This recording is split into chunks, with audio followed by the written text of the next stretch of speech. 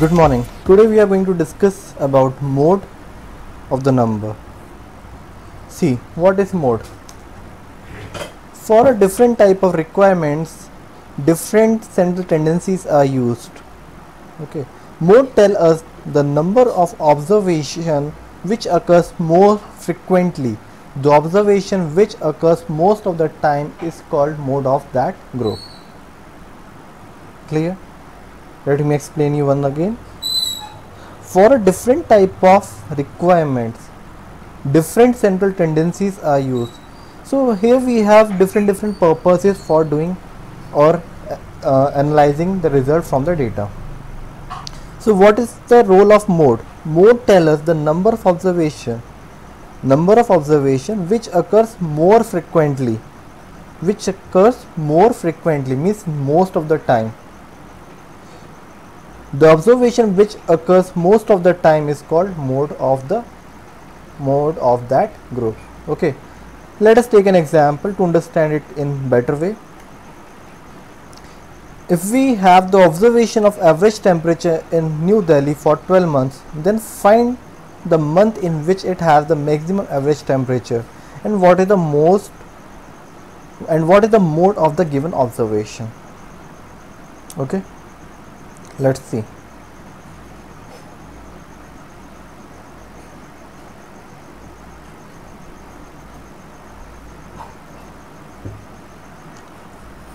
See this table.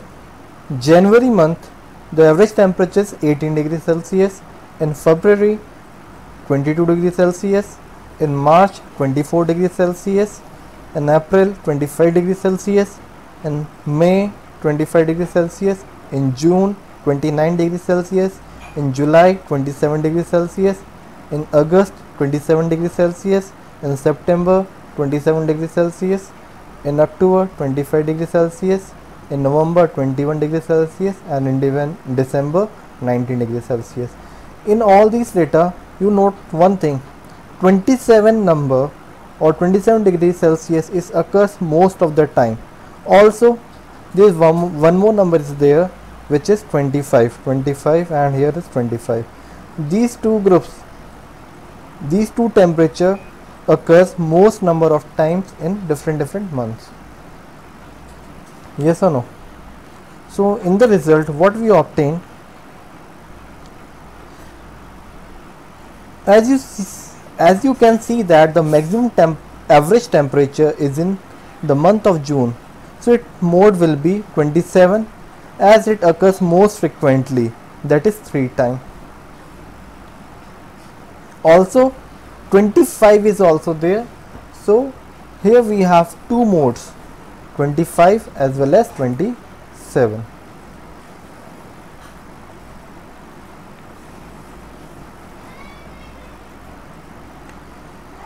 Now next, mode of a larger number of observation.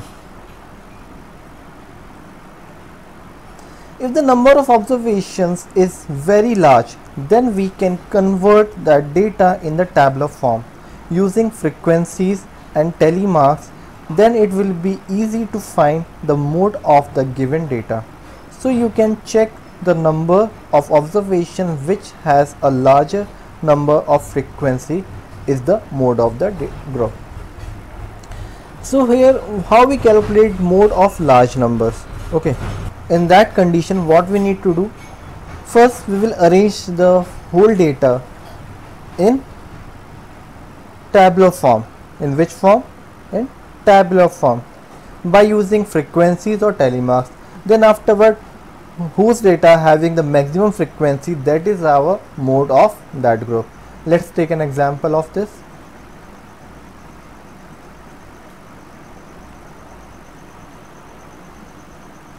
Find the mode of the data of scores obtained by students of class 7th in Sanskrit given below. So here I am going to provide one table. See, 2 marks scored by 4 students, 4 marks is scored by 2 students, 8 marks is scored by 3 students, 9 marks is scored by 2 students, 11 marks is scored by 5 students, 13 marks is scored by 4 students, 15 marks is scored by 6 students, and 18 marks is scored by 8 students. So the maximum number of times or the maximum number of students scored the marks is 18. Okay, the mode is the 18 here. Why? The maximum number of students, that is 8 students, scores how many marks? 8 marks.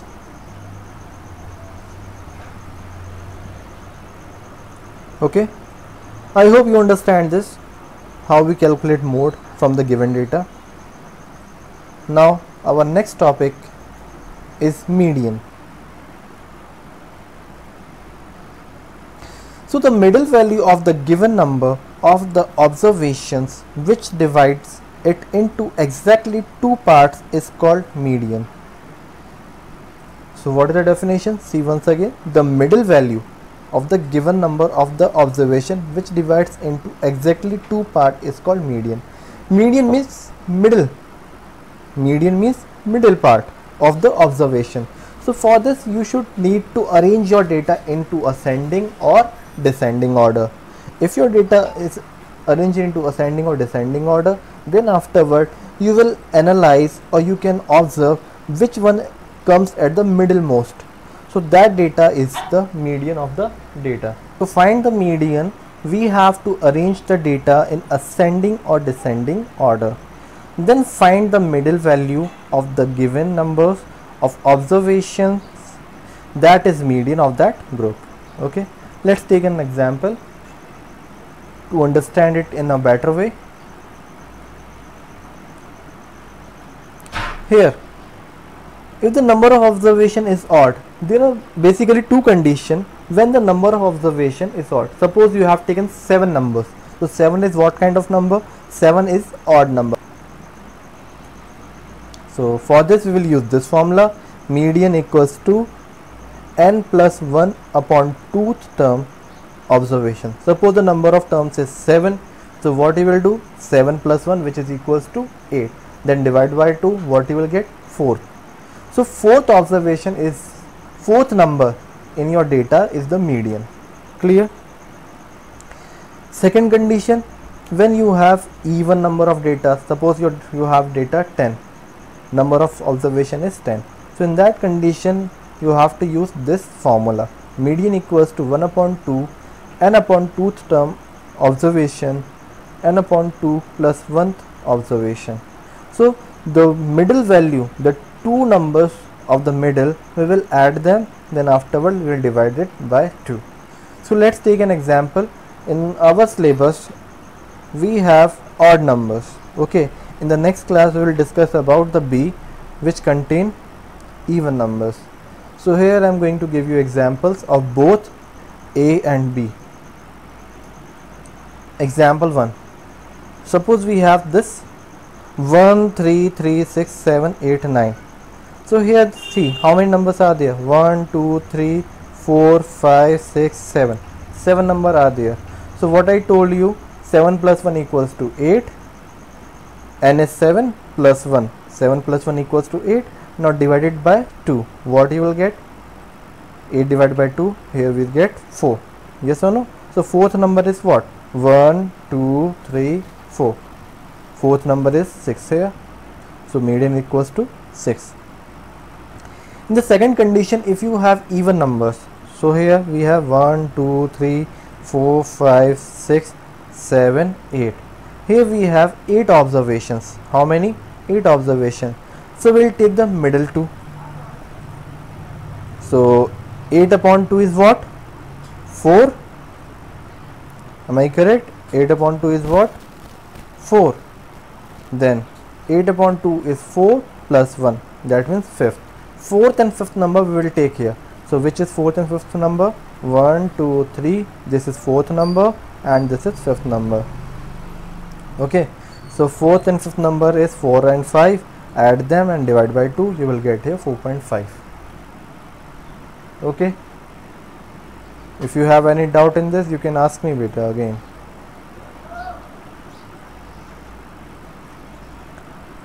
Now next, bar graph. Use of bar graph with different purpose. What is bar graph? Bar graphs can be used for finding the measures of central tendency.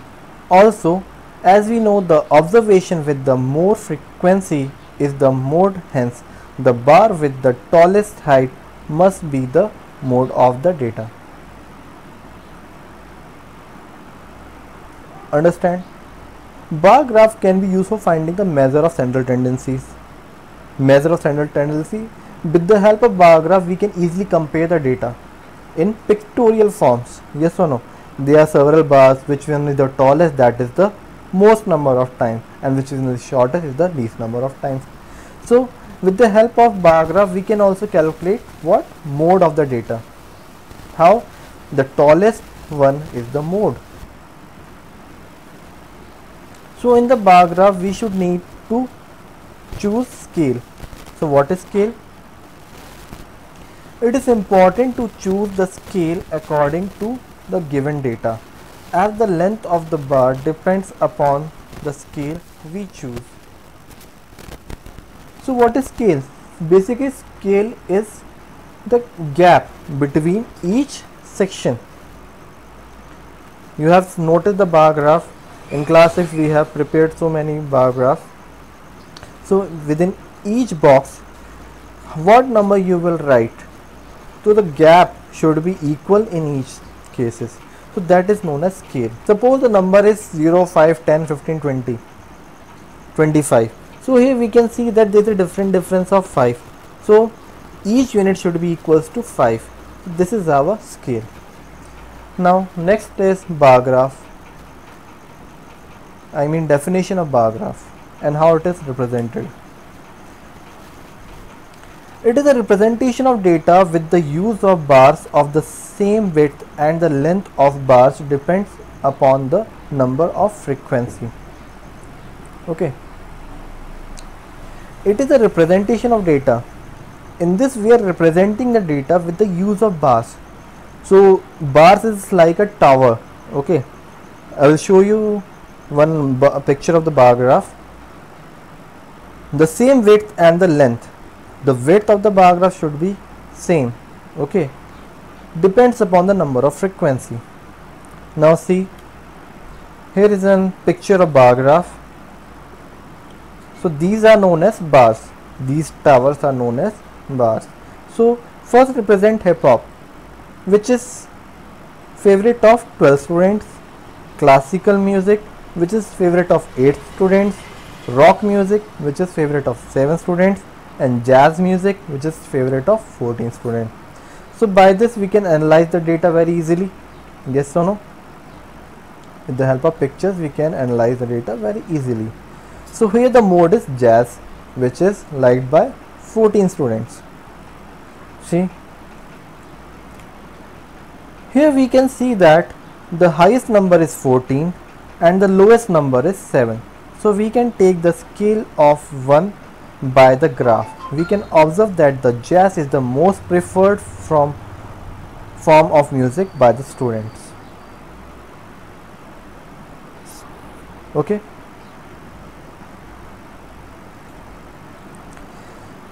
Now I am going to show you a different form of graph, that is double bar graph. So what is double bar graph? This is the same as the bar graph, just the two bars are joined off to represent two data on the same graph. This is used to compare certain information. So basically double bar graph is used to compare two data in a same place, okay, in a same graph. So this is double bar graph. See the picture of bar graph I am going to show you with one example.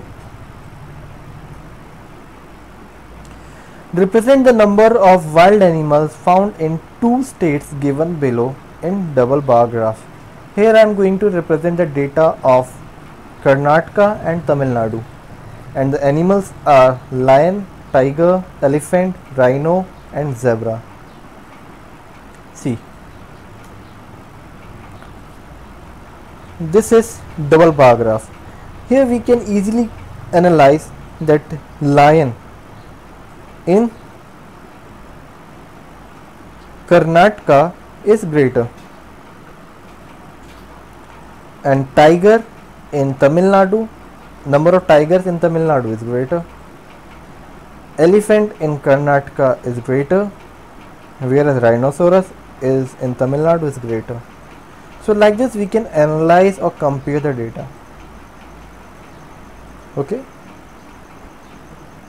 So I'm going to tell you what information we are getting from this bar graph. Here we have chosen a scale of 5. See, 0, 5, 10, 15, 20, 25, 30, 35. The x-axis represents the name of wild animals and y-axis represents the name of number of wild animals. The blue part represents the number of animals in Karnataka and the pink bar or the red bar represents the number of animals in Tamil Nadu. This double bar graph is used to compare the number of animals in different states. Okay. Then here we have finished double bar graph. Now after that I am going to discuss about chance and probability. This is very interesting topic, beta. Chance and probability. What is chance? In our day-to-day life, there are so many situations when we say this is impossible or this is possible or this may or may not possible.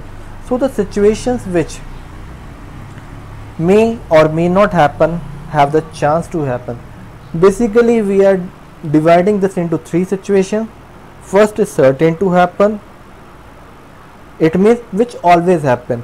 For example, sun rises in the morning. So daily beta sun will rise. Okay. Is that clear? Yes or no? Yes. So this is certain to happen, which is usually happens. There is no possibility that it will not happen. Then certain, it happens but not certain. Today I go to school but our class teacher is absent. Our class teacher was absent. So in that condition it happens but not certain. Sometimes it happens that you reach to the school and you notice that the teacher is not present in the classroom. So it doesn't happen every time. So this is, it happens but not certain. Okay. Now the third situation is impossible and which is not possible. I saw the sun at night. मैंने सूरज को देखा रात में.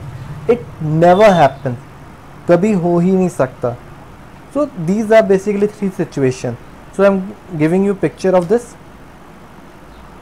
Impossible first. So here we can see the picture. We are rolling a die and we get 14 number. What? 14 number. It never be happen. हो ही नहीं सकता ऐसा. That we will get 14 on a piece of die, because if we are rolling 2 dice, so each one is equals to 6 and the greater 6 plus 6 equals to 12. So your number should not be greater than 12. Now second is even chance. You toss a coin and you get head. So beta, you can get head, either head or tail. So it can happen but not certain. So this is even chance. Now sun will rise. The sun will rise. It is certain. It always happen. There is no possibility that it cannot be happen. आज उसकी छुट्टी है, then आज सूरज नहीं उगेगा. It never happens like this. So this is the condition which is in routine, or it goes every time. So that is certain. Okay. Now we are going to study more about probability. Before this we will understand what are these situations. So this shows that it is not possible to throw 14 in the combination of 2 dices. Second, it is certain that the sun will rise. Third, it may or may not happen that a head comes when we flip a coin. As both the head and tail, we have an equal chances. If you are tossing a head, it may be a chance that you will get head or you can get tail. Now we are going to study about the probability in detail. In mathematics beta, probability is the study of uncertainty. The uncertainty of any doubtful situation is measured by means of probability. This tells us the chance of happening some outcomes from the total possible outcomes. Okay. For example, I am going to discuss an example. There are two students who is mostly comes topper. Okay. So only two students who scores most number of the times. So in that condition there is difficult competition between them. So any one of them can score highest marks. So there is a chance of 50-50 between these two, either he or that she. The chance of getting equal marks. So okay, so there is a chance of 50% in each. So likewise we are finding the probability. So probability is the study of uncertainty which is not happen, which we are assuming the result. The uncertainty of any doubtful situation is measured by means of probability. So here we have a chance, we have a doubt, either I can get first or he or she can get first. So there is a chance which is in condition of doubt, which is not happen. So in mathematics we are calculating the chances in numbers. That chance is known as probability. This tells us the chance of happening some outcomes from the total possible outcomes. Okay. So these are known as outcomes. So what is probability? Probability equals to number of favorable outcomes. Favorable outcomes means which we want, that is known as favorable outcomes, and number of possible outcomes, that how many possible outcomes are there. So I told you that I want to get first in the class, and there are two students who can score first. So the total outcomes is 2 and favorite outcome is 1. So the probability is equals to 1 upon 2. Let's take an example of this situation, of these kind of situations. So if we throw a dice, then what is the probability that we will get a 5? Okay. There is a dice. If we throw a dice, then what is the probability that we will get a 5? So probability equals to, we know that total number of favorable outcomes upon possible outcomes. So what is the total number of favorable outcomes are there? Here we need only which number? 5. So there is only one number in a dice which contains 5. Yes or no? So how many numbers are there in total? In total we have 6 number, 1, 2, 3, 4, 5, 6. So what will be the probability? 1 upon 6. See how you have to write. Favorable outcome is equals to 1. There is only one possibility of getting 5, and the total number of possible outcomes is equals to 6. Why? Because total 6 numbers are there on a dice. So the probability of getting 5 is equals to 1 upon 6. Okay, that's all for the explanation of the chapter number 3, data handling. So in the next video I am going to discuss about the exercise in this chapter. For this now, thank you and have a nice day.